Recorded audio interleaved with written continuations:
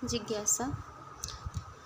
सुपूज्य संत श्री विज्ञान देव जी महाराज के श्रीमुख से निःसृत 101 आध्यात्मिक प्रश्नों का यथार्थ निराकरण। प्रभु से जिज्ञासा। कभी कभी यह देखा जाता है कि कोई व्यक्ति जीवन में कोई विशेष पुरुषार्थ नहीं किया।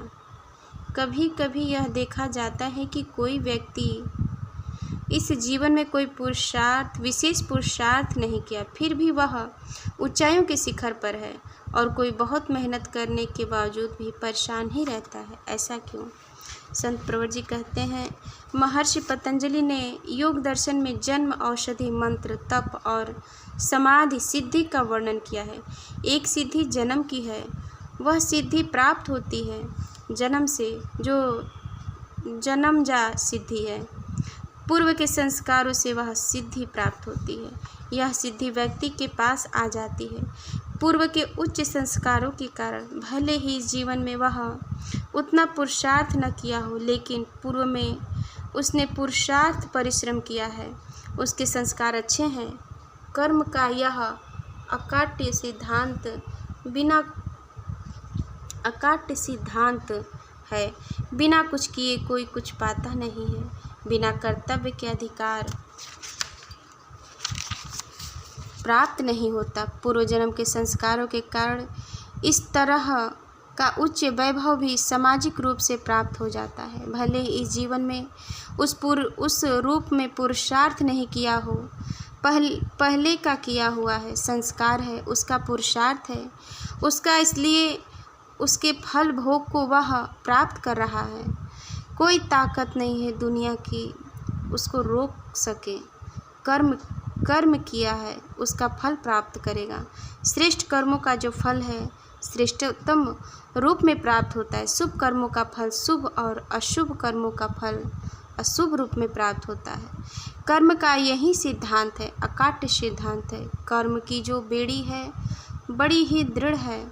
अश्वमेव भोक्तयम कृतम कर्म शुभम। कर्म समूह के 3 भेद किए गए हैं, क्रियमाण, संचित और प्रारब्ध। यह एक क्रियमाण कर्म है और एक जो कर्म है वह संचित कर्म है। एक जो कर्म है वह प्रारब्ध कर्म है। क्रियमाण कर्म का फल हमें प्राप्त हो जाता है, इसी जीवन में प्राप्त हो जाता है। वह तत्क्षण फलदायी होता है, परंतु फल देता है वह क्रियमाण कर्म होता है।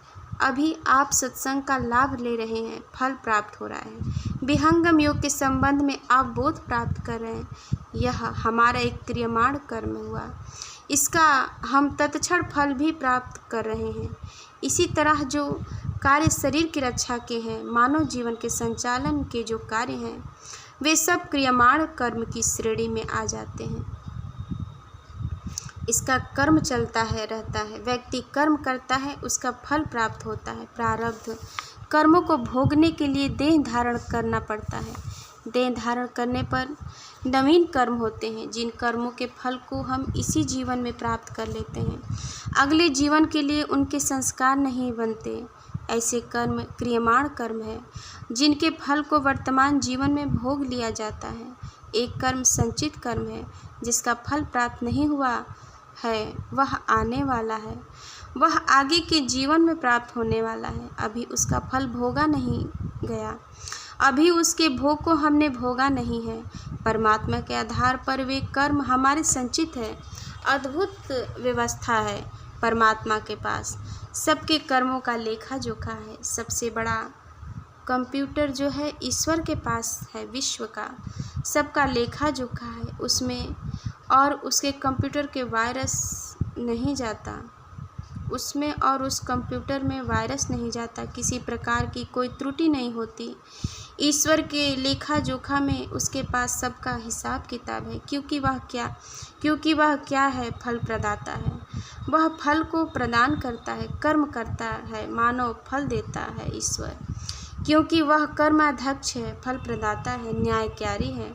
संचित कर्म वह है जिसका फल अभी प्राप्त नहीं हुआ है, प्राप्त होने वाला है। एक प्रारब्ध कर्म है जिसे भोगने के लिए शरीर मिला। प्रारब्ध कर्मों के कारण आत्मा देह धारण करता है। जो जीवन को प्रारंभ करने वाला है। हमारे संचित संस्कारों में जो संस्कार फल के लिए उन्मुख होते हैं, जिसके अनुरूप आत्मा देह को धारण करती है, वही प्रारब्ध है। मानव शरीर केवल प्रारब्ध भोगने के लिए ही नहीं प्राप्त हुआ, अपितु नूतन उत्कृष्ट कर्म करने के लिए प्राप्त हुआ। यह समझना उचित नहीं है कि केवल हम फल को भोगने के लिए यह शरीर प्राप्त किए हैं। हम मनुष्य हैं, हम अन्य प्राणी नहीं हैं कि केवल फल को भोगें। मनुष्यतर नहीं है हम मनुष्य हैं, हम फल को भोगते हैं। पूर्व जन्म के और नूतन नवीन उत्कृष्ट कर्मों का भी सृजन करते हैं। हम उन कर्मों को नष्ट भी कर देते हैं जिनसे बंधन प्राप्त होता है। यह अधिकार केवल मानव के पास है और किसी जीव के पास यह अधिकार नहीं है। वे केवल भोग योनियां हैं, वे केवल भोगों को भोगते हैं। मानव क्या करता है? वह कर्म भी करता है, पुरुषार्थ भी करता है, कर्म की बेड़ी को नष्ट भी करता है, योगाग्नि में कर्म को जला भी डालता है। यह वैशिष्ट्य है मानव का। जिज्ञासु, ज्ञान योग क्या है? यह योग बुद्धि पर आधारित होता है। यह बुद्धि परक योग है। हमने यह मान लिया कि हम शरीर नहीं है, हम इंद्रियां नहीं है, मन नहीं है, बुद्धि नहीं है, प्राण नहीं है, हम शरीर के विभिन्न अंग अवयव नहीं है। बुद्धि के आधार पर हम मान लिए कि हम आत्मा है, लेकिन मात्र बुद्धि के आधार पर यह मान लेने से हमारा यह योग सिद्ध नहीं होता। हम बुद्धि के आधार पर यह मान लिए कि हम आत्मा है, लेकिन योगी समस्त ब्रह्म तत्व ज्ञान को अभ्यांतर भेद साधन में बदल देता है। समस्त सिद्धांत को वह क्रिया रूप में बदल देता है। विहंगम योग के प्रणेता सद्गुरु सदाफल देव जी महाराज कहते हैं, ब्रह्म विद्या दो भेद है, तत्व ज्ञान अभ्यास, प्रथम बोध तत्वन करे, अंतर भेद समा। पहले हम ब्रह्म तत्व ज्ञान को प्राप्त करें, और ब्रह्म तत्व ज्ञान को प्राप्त करना ही ज्ञान योग है। लेकिन इससे योग का जो मूल उद्देश्य है वह प्राप्त नहीं हो सकता, क्योंकि ज्ञान योग बुद्धि परक है। हमारे पास तार्किक ज्ञान है, लेकिन यह आध्यात्मिक उपलब्धियों को नहीं प्राप्त कर सकता। आध्यात्मिक ज्ञान की उपलब्धि एकमात्र विहंगम योग के द्वारा संभव है। जिज्ञासु, ज्ञान की क्या परिभाषा है?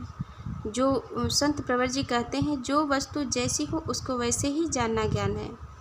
जो वस्तु जैसा रहे तैसा वाको जान, रूप बोध निर्भ्रांत है, संशयहीन सज्ञान। स्वरवेद में सद्गुरुदेव यही बोध हमें प्रदान करते हैं। जो वस्तु जिस रूप में है उसको उसी रूप में संशय रहित निर्भ्रांत जानना ज्ञान है।